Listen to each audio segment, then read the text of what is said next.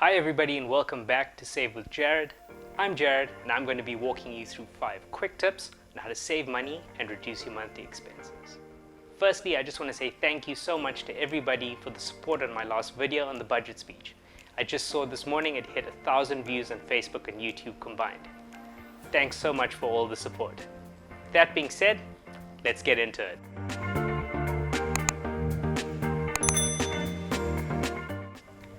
Tip number 1, review your monthly subscriptions.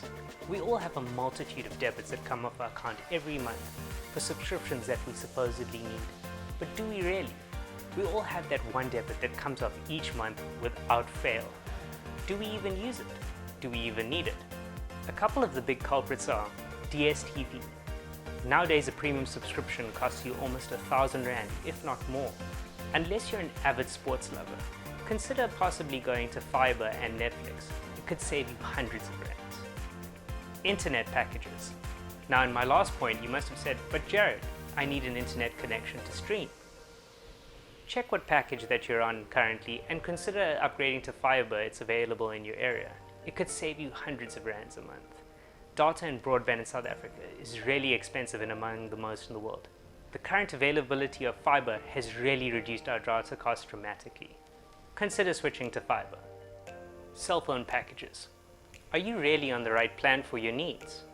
Sure, I know the pretty phone comes attached to it, but really consider the minutes that you're using for your voice calls and also the data that you're consuming. Ask your provider for a detailed 6-month usage of what you currently use on average for data and for minutes. They'll happily provide that for you. Sometimes just stepping up a package and increasing your payment limit every month might actually save you hundreds of rands. It did for me. Landlines. When's the last time you actually used your landline?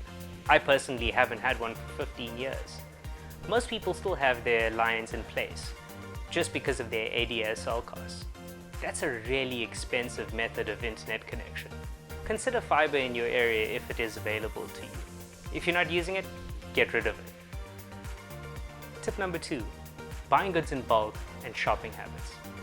Running around on a Saturday or Sunday morning, standing in long queues is not generally something that brings me much happiness. I'm pretty sure we'd rather be enjoying our weekends off and actually just relaxing and doing something that we enjoy.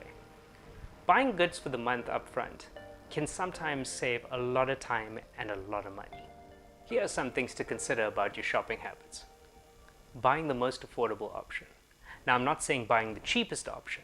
That generally ends up costing you money down the line. What I'm saying is that look for a product that is of good quality and fits into your budget. Make sure that it is affordable to you. That's the most important thing. Do that with everything you buy, from clothing to food to electronics. A closer trip to home. Consider shopping closer to where you stay. Sometimes we travel far out to different retailers in the lure of different specials and promotions, only to find that our travel costs were more than what we were actually saving. Pick a store closer to you. Saving 50 Rand and spending 100 Rand on fuel costs doesn't really make much sense, does it? Be willing to explore new brands. We are an incredibly brand loyal nation.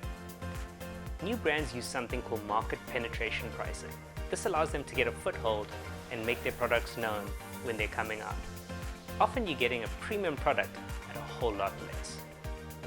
Quick tip, most expensive brands pay retailers extra to place their products at eye level on the shelves. Yes, this is actually true. So look up and look down at the top and bottom shelves. Often those products are far more affordable and of similar quality. Tip number 3, reducing your banking costs. Banking charges are something that we all let slip by without even really thinking about it. 2 Rand here, 5 Rand there. It all adds up, and it's really not our fault.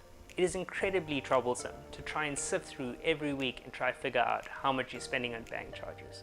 But for this month, make it your mission to go and sift through your bank statement every week and add up those charges. See where your money is really going to. A few things to look out for are you on the right bank account for your salary? Are you still on the same bank account that you were on when you left varsity or when you left school? You know the ones I'm talking about with the cartoon characters on it. Sure, those are cool, but chat to your banker. A lot has changed. Nowadays, depending on your salary band, you can actually get and qualify for unlimited banking for up to 200 Rand. Chat to your banker and check out your different packages that are available to you. Limit your cash withdrawals.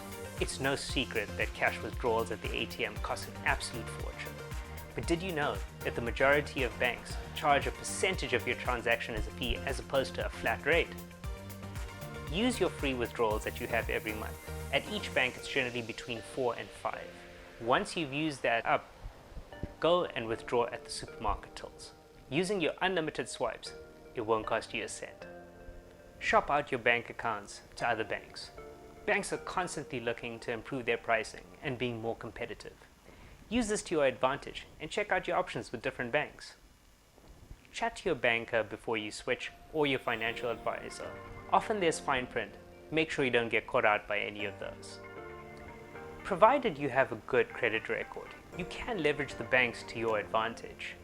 Check out what your credit score and also what bank account is right for you. You can do that on clearscore.co.za or wheretobank.co.za. I'm not affiliated to either of those websites. I do use them a lot and I have found them in the past to be very useful.